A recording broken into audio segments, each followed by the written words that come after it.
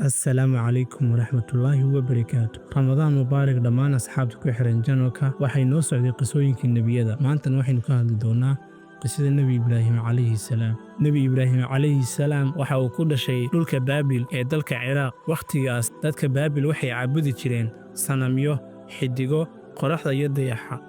Aabihiis oo loo yaqaanay Azar waxa uu ahaa qofka dadkaasi u sameeya sanamyada ayaga ay caabudaan. waxuuna ku dhiirigelin jiray inay caabudaan sanamyada. Laakiin Nabi Ibraahim calayhi salaam waxa uu dareemay in sanamyadan ay caabudayeen dadkan aysan wax awood lahayn. Wuxuuna bilaabay inuu su'aalo ka keeno caqiidada qoomkiisa. Wuxuuna ku fakeray in Allah runta uu yahay midka kaliya ee abuuray cirka iyo dhulka iyo wax kasta oo jira. Wuxuuna ogaaday in Alle kaligiis uu yahay kan xaqa ee la caabudo. Wuxuuna ka fogaaday dhammaan sanamyadii qoomkiisa ay caabudi jireen. waxuuna qoomkiisa ula hadli jiray si aqliyeysan. waxuuna dhihi jiray ma waxaad caabudaysaan wax gacmihiina aad ku samaysateen. si uu ugu muujiyo in sanamyadani ay yihiin waxaan waxba ka jirin, waxa uu go'aansaday inuu galo macbadkii ay ku jireen sanamyada xilli ay kala maqnaayeen qoomkiisa. waxuuna burburiyey dhammaan sanamyadii yaryaraa isagoo ka tegey midka ugu weyn sanamyada. wuxuuna garabka ka saaray mindidii uu watay, kadibna waa uu ka soo dhaqaaqay. markii ay qoomkiisii soo noqdeen waxay arkeen in dhammaan sanamyadii la burburiyey.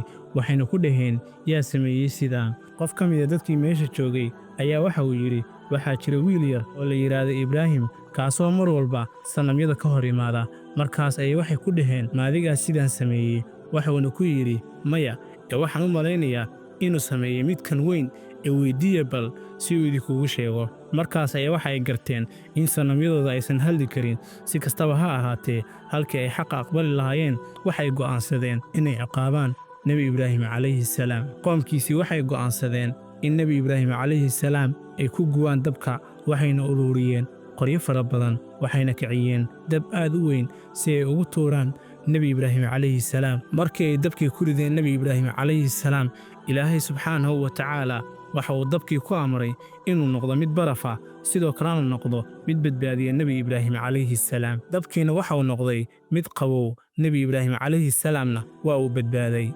markii uu dabkii ka badbaaday Nabi Ibraahim calayhi salaam, waxa uu go'aansaday inuu ka haajiro dhulkiisa.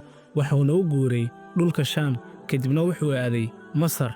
wuxuuna ugu dambayn degay dhulka Falastiin. xaaskiisii Saaro wax carruura umay dhalin, laakiin waxa ay siisay addoontiisii Haajira. haajirana waxay u dhashay Nebi Ismaaciil calayhi salaam. kadibna wuxuu Alle ku amray Nebi Ibraahim calayhi salaam in xaaskiisii Haajira iyo wiilkiisa Ismaaciil uu geeyo dhulka Maka. sannado badan kadib, Alle wuxuu ku amray Nebi Ibraahim calayhi salaam inuu gowraco wiilkiisa Ismaaciil si loo tijaabiyo daacadnimadiisa. wuxuuna wiilkiisa u sheegay aragtidii Alle u keenay. Ismaaciil waxa uu yidhi aabba samee wixii lagugu amray, insha Allah waxaan noqon doonnaa kuwa samra. markii uu damcay inuu gowraco wiilkiisii, Alle wuxuu ugu beddelay Ismaaciil wan weyn. wuxuuna u sheegay in Nebi Ibraahim calayhi salaam uu imtixaankii ka gudbay. kadib Nebi Ibraahim calayhi salaam iyo wiilkiisii Ismaaciil waxay dhiseen Kacbada. kacbadana waxay noqotay meel barakaysan oo muslimiinta ilaa iyo maanta ay ugu yimaadaan si ay ugu cibaadaystaan. qisadani waa midna baraysa tawxiidka, sabarka iyo sida Alle loo aamini karo xitaa marka ay noloshu kugu adkaato. Nebi Ibraahim calayhi salaam waxa uu ka mid yahay nebiyada ugu waaweyn ee Islaamka. wuxuuna ahaa aabbaha nebiyada maadaama fariiciisu ay ka dhasheen Nebi Maxamed, naxariis iyo nabadgelyo korkiisa ha ahaatee, iyo Nebi Ciise calayhi salaam. qisadan teedii xigtana waxaan ku soo qaadan doonnaa qisada Nebi Luud calayhi salaam. intaa iyo intaynu isaga iman doonno kulan dambe, waxaan idinkaga tegayaa assalaamu calaykum waraxmatullaahi wabarakaatuh.